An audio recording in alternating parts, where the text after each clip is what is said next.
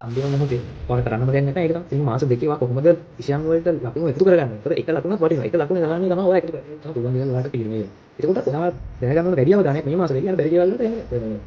පත්‍ර කඩදාසිය හරි කමන්නේ නැහැ. ඕකේ ලයින් එක. ලයින් එක වහම තමයි වැඩි කරන්නේ. ඕකේ ඉතින් උපදෙස් දෙන්න හරි.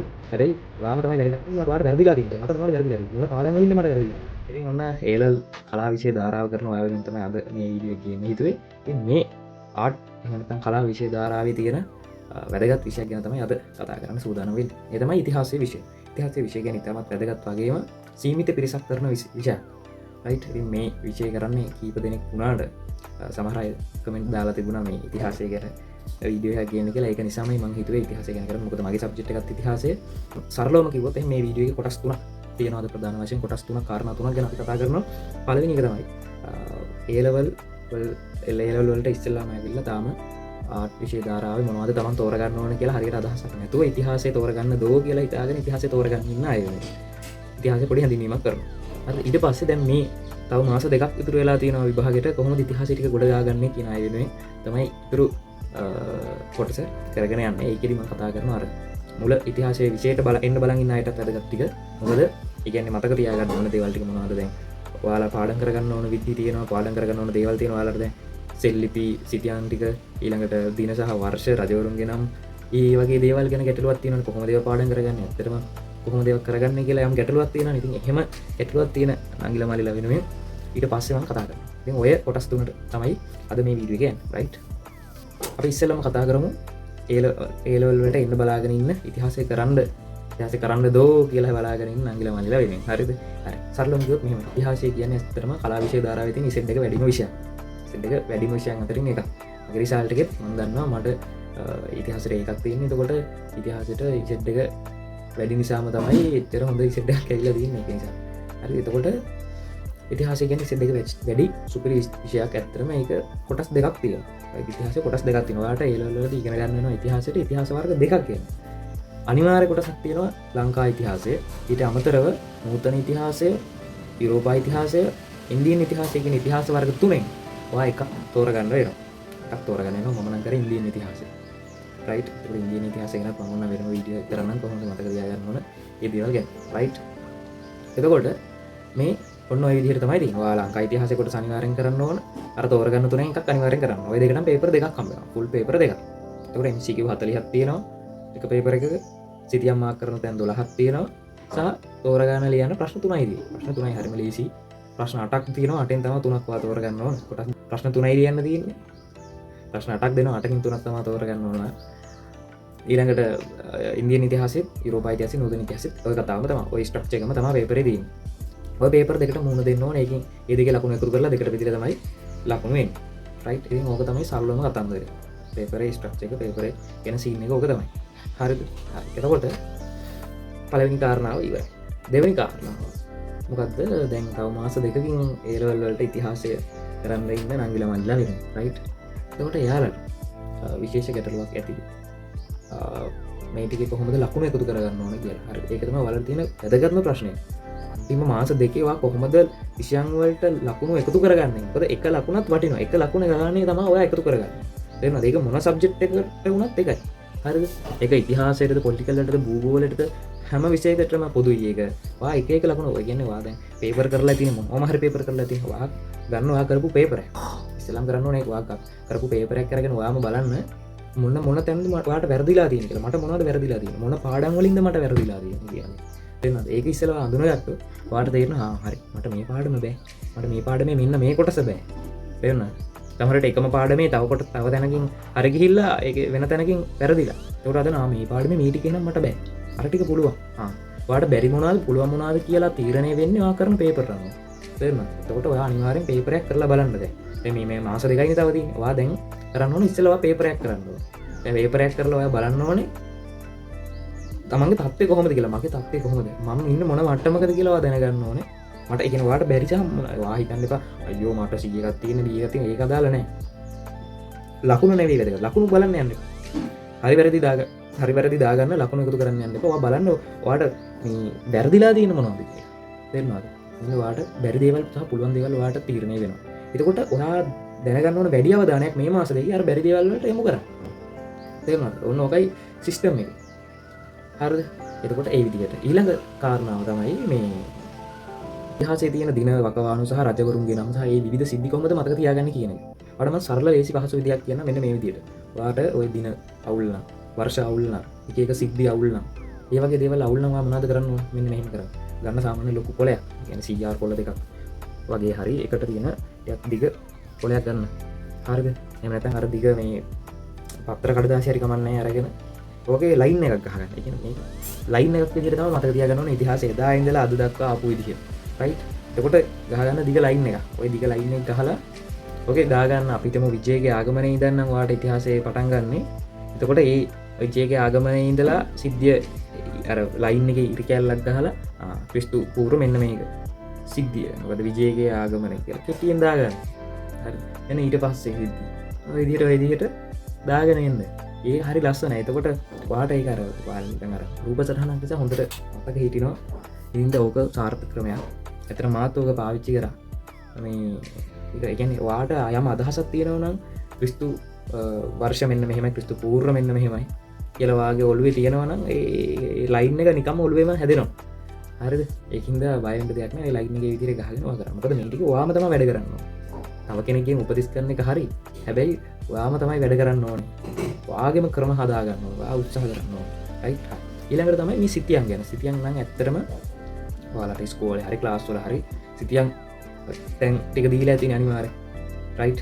එහෙම නැත්නම් මම ඒකත් ඕනනම් පෝස්ට් එකක් විදියට දාන්න. හරිද? එහෙම නැත්නම් මම channel එකක් group එකක් හදන්නම්. ඔව් එහෙම කරන්න. එතකොට ඔයාලට ඒකට මම දාන්න. ඒක හොඳයි. එහෙම කරන්න. එකතු වෙන්න මම දාන්නම් channel එකක link එකක් එක්ක WhatsApp එකට. හොඳයි. ඇත්තටම මේ මම ගොඩක් සිතියම් මේ ඉන්දියන් ඉතිහාස සිතියම් ඇති වෙන්න කරලා තියෙන්නේ. මම හිතන්නේ සිතියම් 3500ක් විතර කරලා ඇත්තේ. ඒ දෙයක් නැති වෙන්න කරලා තියෙන්නේ. ලංකාව. හරි. ඉතින් මැප් නම් ඇත්තටම කරන්න ඕනේ. ඒ කියන්නේ කරලා හුරු වෙන්න ඕනේ. ඒකත් කොටස් වලට බෙදා ගන්න. හැම දෙයක්ම බෙදා ගන්න ඕනේ. ඒ කියන්නේ එකපාරට අත ගහන්න යන්න එපා. කිසිම දෙයකට එකපාරට අත ගහන්න යන්න බෑ. කොටස් වශයෙන් තමයි කරන්න ඕනේ.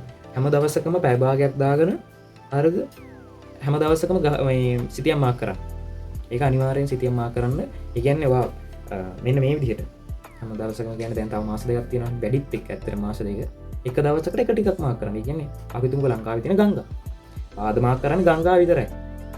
ඒකලා හෙට මොනවද? රාජධානි සෙට් එක හෙට. එතකොට මේ රාජධානි සෙට් එක වෙනම නම් කරලා අවසානයේ රාජධානිත් එක්කම ඊයේ නම් කරපු ගංගා ටිකත් මාක් කරනවා දෙපාරක් තුන් පාරක් ආයේ. ඒ විදිහට. ඉතින්ලා මේ කිස් මේවා වගේ සිතියම් කොළ ටික ගහගෙන ඉන්න 100ක් 150ක් හරි කමන්නේ ගහගෙන ඇවිල්ලා මේ වැඩේ කරගෙන යනවා. හරිද එහෙම. එතකොට ඒ විදිහට අනිවාර්යෙන් මාක් කරන එකම තමයි ඔයා කරන්න ඕනේ. එතකොට ඊළඟ දවසේ වරායන් ටික අර ඒකලා කලින් දවසේ දෙකත් එක්කම එකතු කරලා ලකුණු කරන්න ඕනේ. ඊට පස්සේ මොනවද මේ තියෙන නගර පැරණි නගර හරි එහෙම. ඊට පස්සේ මොනවද තියෙන තොටුපොළවත් ඒ වගේ දේවල්.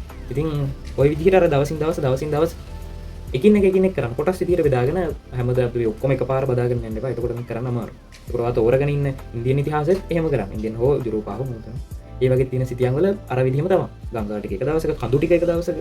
හරිද? ඊළඟට ඒ විදිහට බෙදාගෙන කරන්න. ඒකට හරි ලේසි. යෝක මතක හිටිනවා අනිවාර්යෙන්. බය වෙන්න දෙයක් නෑ. රයිට්. ඊළඟට සෙල්ලිපි වලට මොකද කරන්නේ?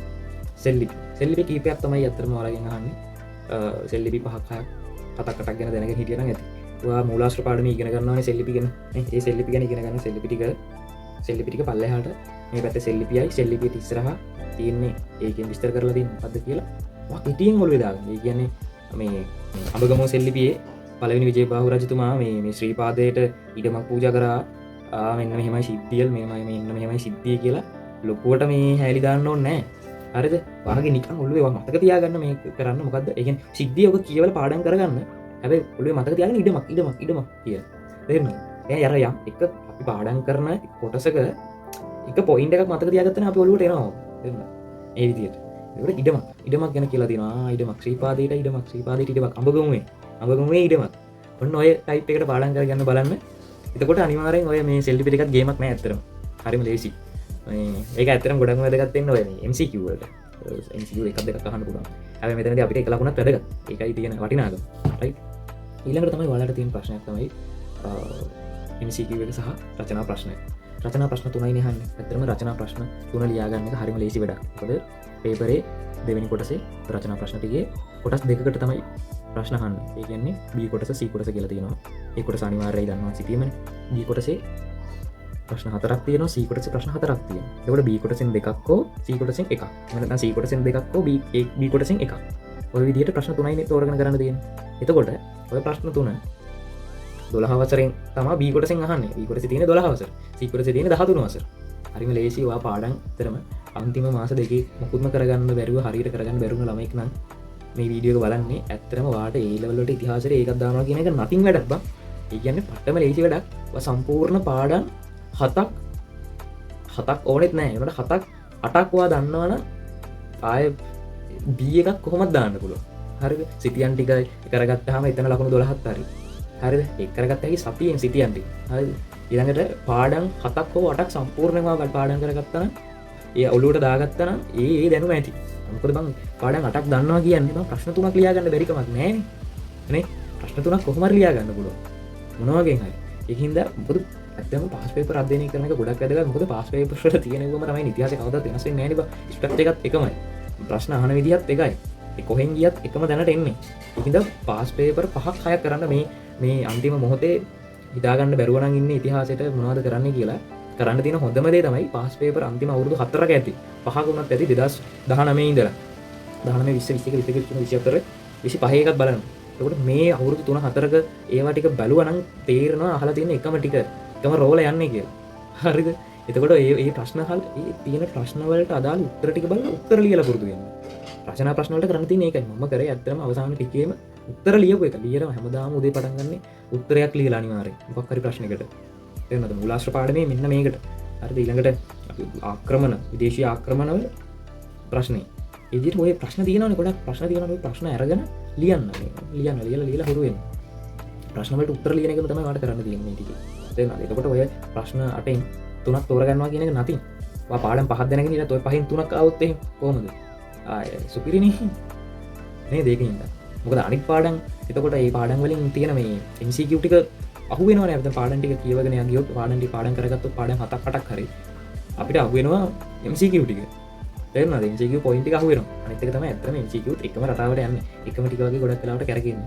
අවුරුදු 2016 විතර ඉඳලා මේ පාස් පේපර් ටික බැලුවොත් හොඳට MCQ කරොත් ආය MCQ එක නැතිනම් ඇත්තටම.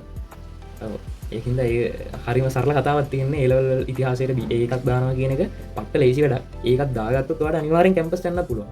තේරෙනවද? ඒ කියන්නේ ආය සරල විෂයක් ඔයාලට බය වෙන්න කිසිම හේතුවක් නැහැ. ඒක ලංකා ඉතිහාසයටත් ඔහොමයි. ඔයා තෝරගන්න අනිත් ඉතිහාසයටත් එහෙමයි. යුරෝපා ඉතිහාසයද ඉන්දියන් ඉතිහාසයද අදාළ නැහැ. ඔයා ඒක පාඩම් 7ක් 8ක් දැනගෙන හිටියත් අන්තිම මොහොතේ ඔයාලට කරන්නම දෙයක් නැත්නම් ඒක තමයි කරන්න තියෙන්නේ. පාඩම් 6 7ක් හරි ආනවරණය කරගන්න. පාඩම් 10 12 හල්ලන්න යන්න එපා. හැම වෙලාවෙම කොටස් දෙකකට වැඩ කරන්න. ඉස්සෙල්ලම මම අද දවසේ මේ පාඩම මම කරනවා. මේ දවස් දෙක ඇතුලේ මම මේ පාඩම කරනවා. ඔය විදිහට හිතාගන්න. ඊළඟ දවස් දෙකේ මේ පාඩම මම කරනවා. ඊළඟ දවස් දෙකේ මේ පාඩම කරනවා. දන්නේම නැතුව විභාගෙ ළඟ වෙනකොට පාඩම් 8ක් 10ක් කරගෙන. තේරෙනවද? එක පාඩම් මේ මට බෑ මම මොකද්ද කරන්න ඕන.